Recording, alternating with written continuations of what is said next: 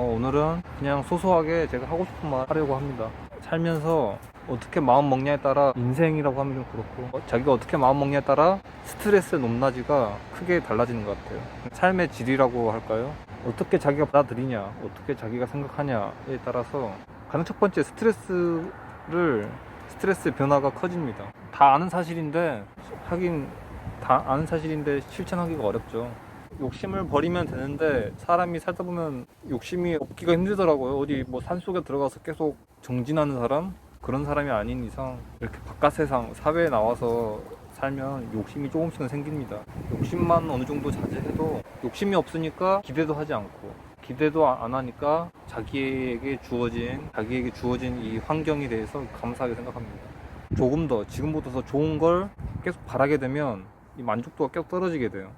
그러니까 더 좋은 걸, 더 큰 평수의 집, 더 좋은 자동차, 더 좋은 옷, 가방, 더 맛있는 음식, 카페, 식당, 여행, 이런 게 자기 삶의 원동력, 그리고 목표의식을 갖고 더 나은 삶을 위한 하나의 원동력, 목표가 될 수가 있어요. 그게 뭐 장단점이 있는데 점점 그러다 보면 이 작은 것에 점점 무뎌지게 됩니다. 감각이 없어지는 거죠.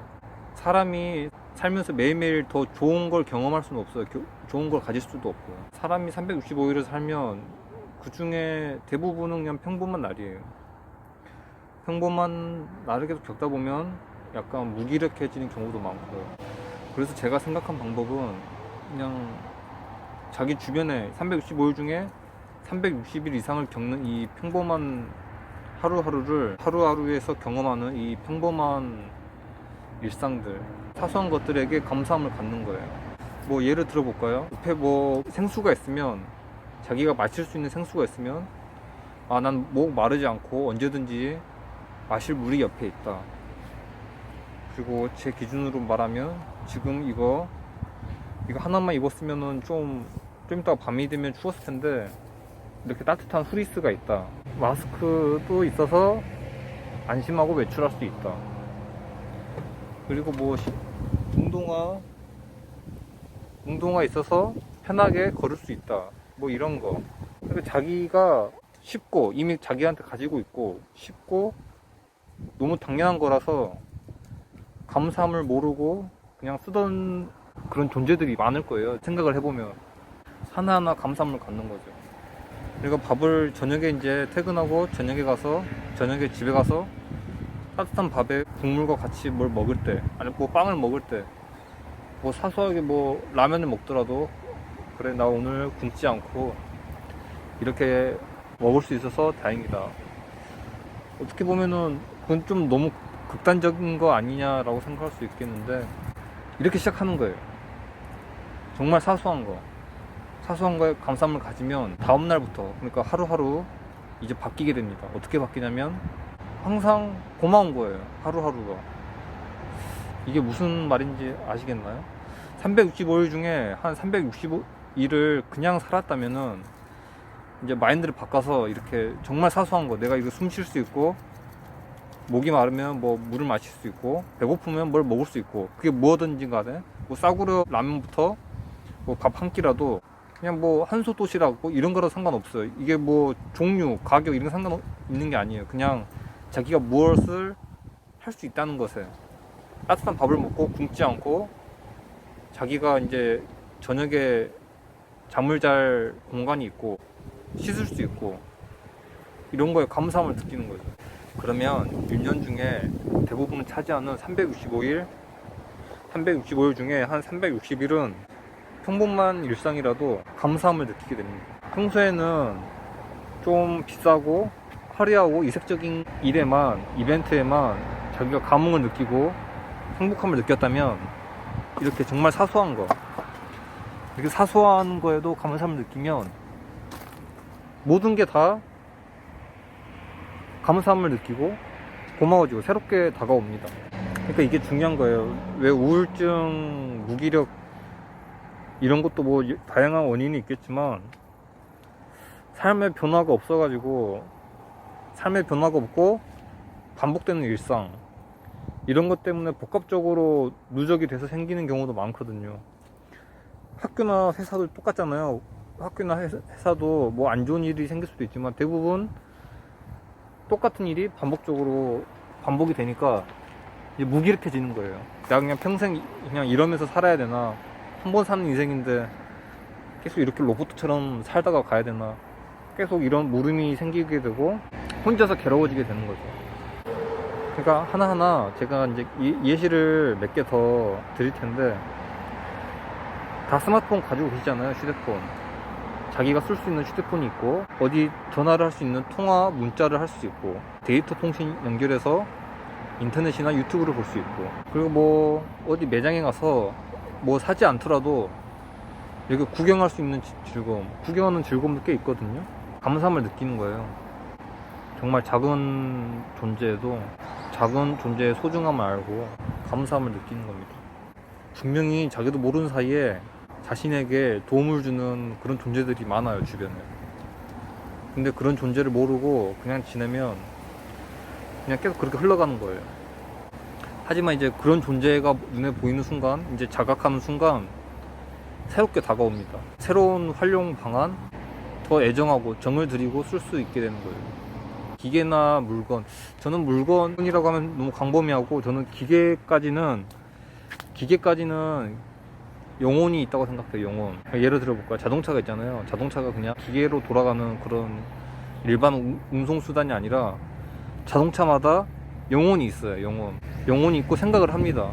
아, 이 주인하고는 오래 같이 함께 하고 싶다, 같이 늙어가고 싶다, 나를 폐차장에 보내지 않았으면 좋겠다, 뭐 이런 식이죠.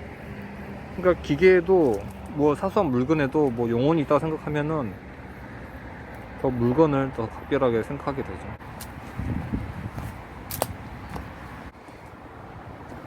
그러니까 대부분의 사람들이 매일매일 이색적인 삶을 살진 않는답니다. 다 대부분 비슷비슷하게 살아요.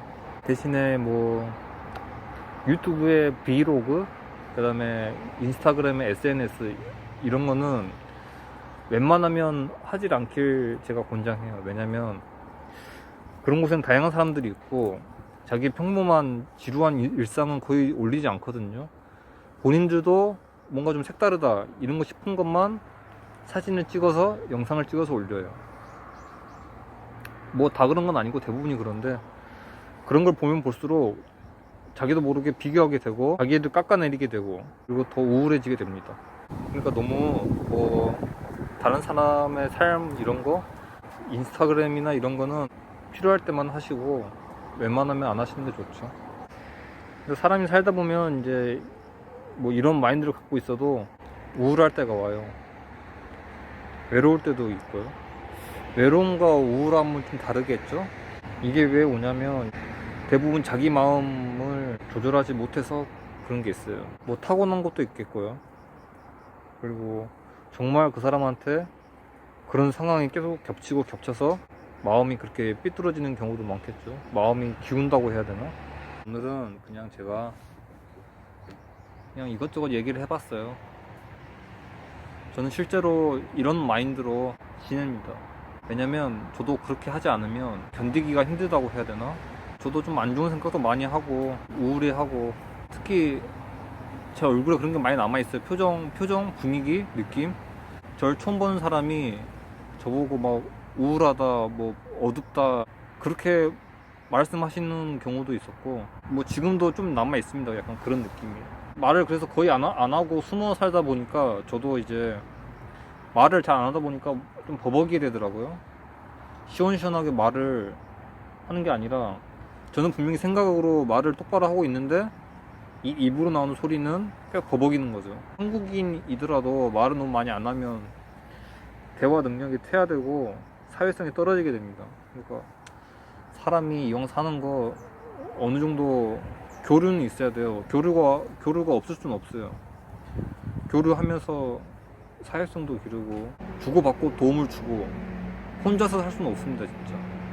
그래서 저는 사소한 것에도 감사함을 느끼려고 노력을 합니다. 집에 가서 정말 사소한 거, 앉을 의자가 있다는 거, 그리고 컴퓨터 할 수 있는 뭐 데스크탑 컴퓨터가 있고, 천장에 불을 켜면 천장에 불이 들어오고, 이불이 있고, 추우면 온수 매트를 틀 수 있고, 샤워할 공간이 있고, 목마르면 바로 옆에 생수가 있고, 우리 다치면 발을 뭐 마데카솔 연고 이런 게 있고, 정말 사소한 거. 삶이 조금은 달라집니다, 확실히. 사람이 좀 나이를 들면 들수록 무뎌진다고 하잖아요. 무뎌진다고.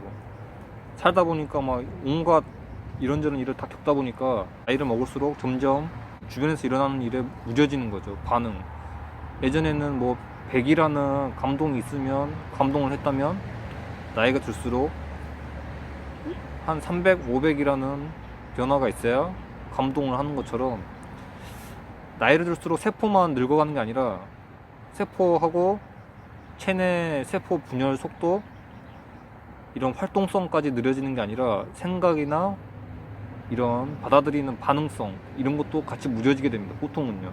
신체가 늙어가는 건 어떻게 할 수 없지만 마음만은, 우리 어릴 적에는 뭐 100원짜리, 그러니까 시대에 따라 다르겠지만 뭐 50원짜리 100원짜리 불량식품 사 먹을 때도 좋았고, 부모님이 어디 데리고 가서 뭐 밥 한 번 사줘도 정말 신났잖아요. 놀러 가도 즐겁기도 하고. 근데 이제 지금은 좀 그러지가 않죠. 말이 길어졌는데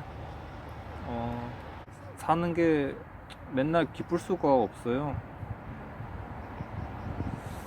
그냥 살아가는 건데, 또 그냥 살면은 사람이라는 게 너무 좀 나약해가지고 금방 외로워지고 우울해지더라고요.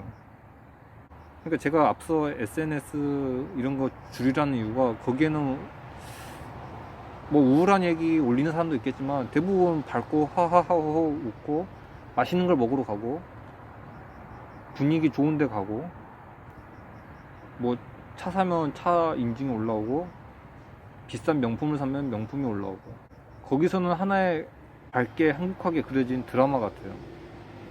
그래서 제가 웬만하면 SNS 하지 말라는 거예요.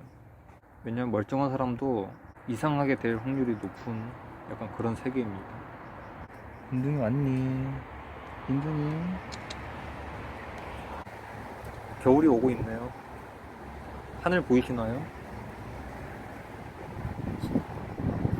가을 하늘이에요, 이게. 가을 하늘입니다. 선선하니 습도도 높지 않고 살짝 건조하면서 시원한 바람,